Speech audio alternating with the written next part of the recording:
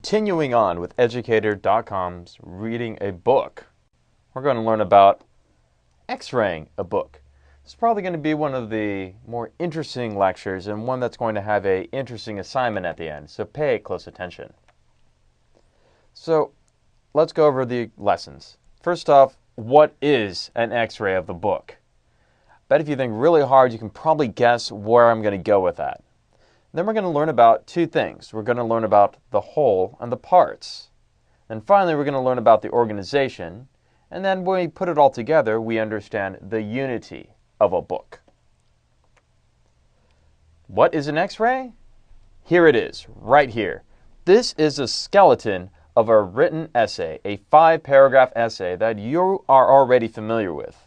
So, we have the introduction, which contains the thesis. We have the body paragraphs, which contain body paragraphs 1, 2, and 3. And finally, we have the conclusion, where you're sure that you're going to restate the thesis. If you've done the 5-paragraph essay on Educator.com or in school, you've seen this before, you understand what this is. This is an outline. An outline is a skeleton of a book. Now, a book's skeleton is much more complicated than a 5-paragraph essay, which is why we're going to be going over this a lot more slowly to understand exactly how we can put this all together. So, when we're looking at the skeleton of a book, we have to answer a couple questions first. So, first off, we need to know what is the book about as a whole. And then we have to understand what are the particular parts of a book.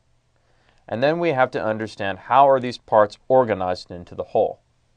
When we do that X-ray, we understand the unity of the book. I mean, if I could give you a crude illustration, it'd be something like this.